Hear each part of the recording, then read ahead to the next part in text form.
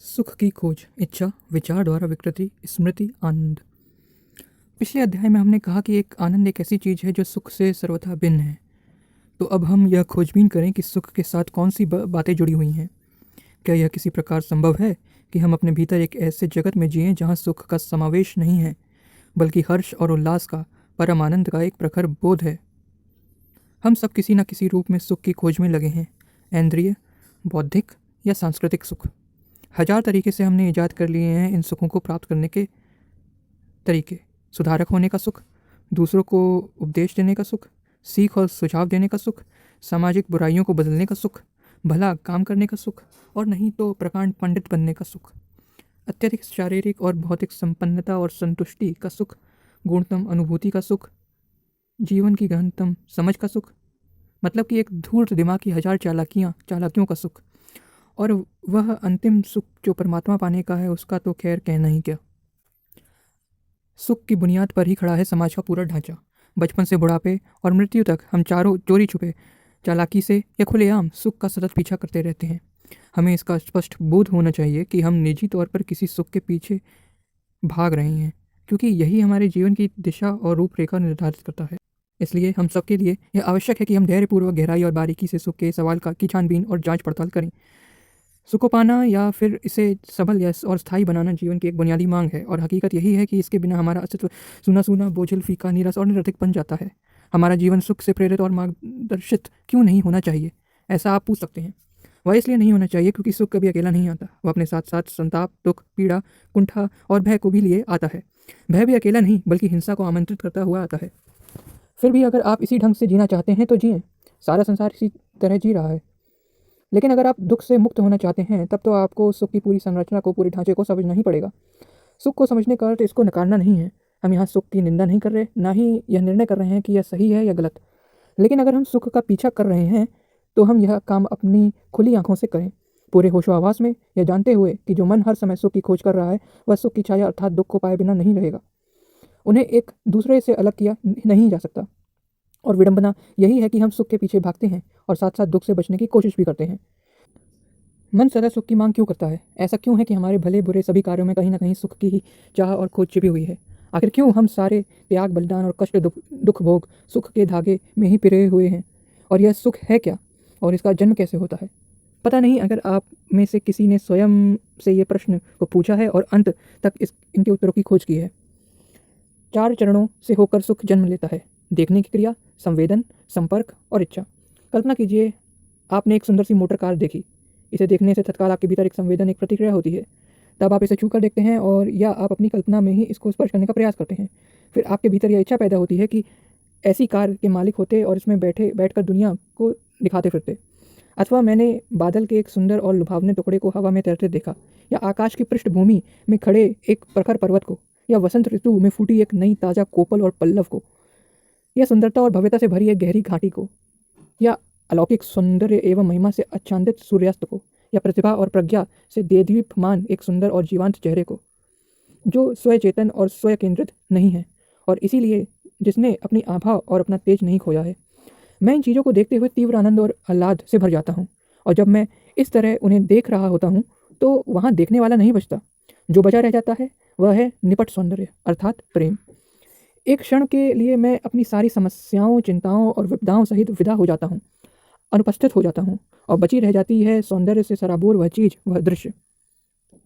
अब या तो मैं इसे हर्ष और उल्लास से भर कर देखूंगा और अगले क्षण भूल जाऊंगा, अन्यथा यहीं पर मन अपनी टांग अड़ाएगा और समस्या शुरू हो जाएगी। मन ने जो कुछ भी अभी देखा उस संबंध में सोच विचार करेगा और कहेगा, वाह कितना सुंदर था यह। फिर मैं अपने को समझाऊंगा, आह कितना मज़ा आएगा अगर मैं पुनः कई बार आकर इसे देखूं। यहीं पर विचार का हस्तक्षेप और इसकी हुकूमत शुरू हो जाती है। विचार तुलना करने लगता है, निर्णय करने लगता है, और फिर कहता है, मैं कल पुनः इस अनुभव का आनंद लेना चाहूँगा।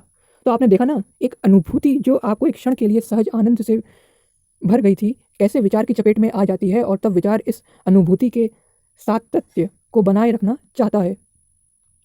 काम वासना या अन्य प्रकार की इच्छा और वासना से सब के साथ भी यही होता है। समस्या इच्छा से नहीं बल्कि किसी और चीज़ से पैदा होती है। इच्छा अपने आप में कोई अस्वाभाविक चीज़ भी नहीं है। किसी चीज़ के प्रति हमारी प्रतिक्रिया ना होना बिल्कुल एक सहज और स्वाभाविक घटना है। अगर आप मुझे सुई चुभाएंगे तो मुझे प्रतिक्रिया होगी, बशर्ते कि मुझे लकवा ना मार गया हो। आनंद की अनुभूति भी सूक्ष्म प्रतिक्रिया है, लेकिन तभी विचार आट पकता है और अपनी करतूतों से आनंद को सुख में परिणत कर देता है। अर्थात विचार उस अनुभूति को दोहराना चाहता है और जितना अधिक आप दोहराते हैं उतना ही वह यांत्रिक हो जाता है। जितना अधिक आप उसके बारे में सोचते हैं उतना ही सुख को बल मिलता है। तो विचार ही इच्छा के माध्यम से सुख को पैदा करता है, इसका पालन पोषण करता है एवं इसके सातत्य को कायम रखता है। इस तरह किसी सुंदर चीज़ के प्रति इच्छा की सहज प्रतिक्रिया विचार द्वारा विकृत हो जाती है। विचार उसे स्मृति में परिणत कर देता है। बार बार चिंतन और स्मरण करने से इस स्मृति को और भी अधिक पोषण और बल मिल जाता है। निश्चय ही एक खास तल पर स्मृति का एक अपना स्थान है। हम अपने प्रतिदिन के जीवन में इसके बिना कुछ नहीं कर सकते। अपने क्षेत्र में स्मृति को निश्चय ही योग्य और सक्षम होना चाहिए। लेकिन मन की एक ऐसी भी अवस्था होती है जहाँ नाम मात्र के लिए ही इसकी जगह रह जाती है। सच्ची स्वतंत्रता और मुक्ति तो उसी मन के पास है जो स्मृति के प्रहार से पंगु नहीं हो गया है। क्या आपने कभी ध्यान दिया है कि जब आप किसी चीज़ का समग्रता से अपने पूरे हृदय से सामना करते हैं तो वहाँ स्मृति केवल नहीं के बराबर ही बचती है, लेकिन जब आप किसी चुनौती का उत्तर अपने पूरे अस्तित्व और प्राणों से नहीं देते तभी द्वंद्व और संघर्ष होता है जो उलझन और सुख दुख को जन्म देता है। इसी संघर्ष से स्मृति की पैदाइश होती है। इस स्मृति में हर समय नई नई स्मृतियाँ आकर जुड़ती रहती हैं। स्मृतियों के इस कुल जोड़ से ही हमारी सारी प्रतिक्रियाएं, हमारे सारे उत्तर निकलते हैं। तो जो कुछ भी स्मृति का परिणाम है वह पुराना है और इसलिए वह स्वतंत्र और मुक्त कदापि नहीं है। विचार की स्वतंत्रता जैसे कोई चीज़ होती ही नहीं, यह कोरी बकवास भर है। विचार में कुछ भी तो नया नहीं है, क्योंकि विचार स्मृति, अनुभव और ज्ञान से आती हुई प्रतिक्रिया है। विचार स्वयं चूँकि अपने आप में पुराना है, इसलिए यह जिस चीज़ को भी छू देता है वह पुराना हो जाता है। आपने अतीब आनंद और आह्लाद से भरकर किसी मनोरम दृश्य या सुंदर चीज़ को देखा और आप प्रचंड अनुभूति से भर गए, लेकिन तभी विचार आता है और आप अपने स्पर्श से इस सब को पुराना कर जाता है। सुख आप पुराने से ही पाते हैं, नए से कदापि नहीं। नए का अर्थ है समय जहाँ रुक गया है, विलुप्त हो गया है।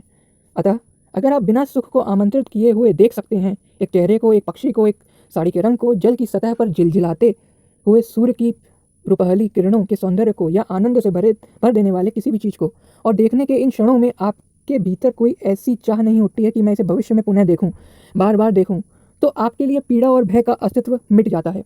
केवल प्रखर आनंद शेष रह जाता है। सुख को दोहराने के लिए, जिंदा रखने के लिए जो संघर्ष चलता है वही सुख को दुख में बदल देता है। इसका निरीक्षण आप अपने भीतर कीजिए। सुख की पुनरावृत्ति की मांग ही दुख का कारण बन जाती है, क्योंकि कल जो सुख मिला था ज़रूरी नहीं है कि वह सुख आज भी मिल जाए। जो प्रसन्नता और खुशी पहले मिली थी, जो सौंदर्य बोध, सुख और मन की मस्ती पहले मिली थी, उसे पुनः प्राप्त करने के लिए आप संघर्षरत रहते हैं। लेकिन चूंकि वह आपको मिलता नहीं, इसलिए आप चोट खाकर निराश और दुखी हो जाते हैं।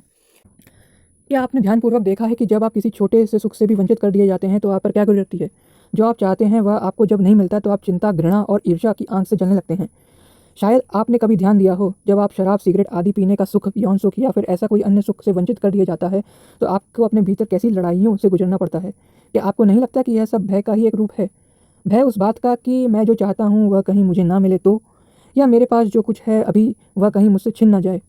आप किसी खास धर्म या विचारधारा को वर्षों से गले लगाए बैठे हैं और एक दिन जीवन की कोई ऐसी घटना या कोई वजनी तर्क आपकी इस आस्था पर प्रहार कर इसको डामाडोल कर देता है या आपसे इसको तोड़कर अलग कर देता है, तो क्या आप उस समय अकेले खड़े होने के भय से कांपने नहीं लगते हैं? जिस आस्था और विश्वास ने वर्षों तक आपको तुष्टि और सुख प्रदान किया, और जब वह आपसे छिन जाता है तो आपकी हालत असहाय और दीनहीन जैसी हो जाती है। जब तक आप सुख का कोई दूसरा साधन नहीं खोज लेते, दूसरी आस्था और विश्वास नहीं खोज लेते, तब तक भय आपका पीछा नहीं छोड़ता है। मेरे देखे तो यह बिल्कुल सीधा, साफ और सरल है। क्योंकि यह बिल्कुल ही सरल है, इसलिए हम इसकी सरलता को देखने से इनकार करते हैं। हर चीज़ को जटिल बना देना हमारा स्वभाव है। अगर आपकी पत्नी आपको छोड़कर किसी के साथ चली जाए तो आप क्रोध और ईर्ष्या से जलने नहीं लगेंगे? जिस आदमी ने उसे आकर्षित कर लिया, क्या उसके प्रति आप अदम्य घृणा से नहीं भर उठेंगे? यह सब भय के सिवा आखिर है क्या? आपके पास कुछ था जिससे आपको ढेर सारा सुख मिलता था, संग साथ मिलता था, जिसके कारण आपको एक तरह की निश्चिंतता और चैन था, मिल्कियत का मजा और रस था। भय है और अब उसके छिन जाने का। तो अगर आपने देख लिया है कि जहाँ सुख की तलाश होती है वहाँ दुख रहेगा ही, और यह देखने के बावजूद अगर आप उसी ढंग से जीना चाहते हैं तो आप जिएंगे ही, लेकिन कम से कम इसमें आप अनजाने में ही फिसलते हुए ना चले जाएं। अगर आप सुख को समाप्त करना चाहते हैं तो वस्तुतः है कि दुख को समाप्त करना। तो आपको सुख के संपूर्ण ढांचे और इसकी संरचना के प्रति सजग और सचेत रहना होगा। आप जोर ज़बरदस्ती करके सुख को अपने से अलग नहीं कर सकते, जिसका प्रयास साधु सन्यासी करते रहते हैं। वे औरतों की ओर नहीं देखेंगे क्योंकि ऐसे करने से वह पाप समझते हैं और इस तरह वह अपनी समझ की जीवंतता की हत्या कर डालते हैं। इसके विपरीत आपको सुख के पूरे मतलब और अभिप्राय को देखना और समझना होगा। तब आपके जीवन में हर्ष और आनंद की प्रचंड धारा बहने लगेगी। आप आनंद से संबंध में सोच विचार नहीं सकते हैं। आप आनंद के संबंध में सोच विचार नहीं सकते हैं। आनंद एक तत्क्षण वस्तु है। जहाँ आपने इस पर सोचना विचारना शुरू किया, वह सुख से परिणत हो जाता है। वर्तमान में जीना सौंदर्य का तत्काल दर्शन करना है और इसमें सुख ना खोजने का अर्थ असीम आनंद के सागर में गोते लगाना। धन्यवाद।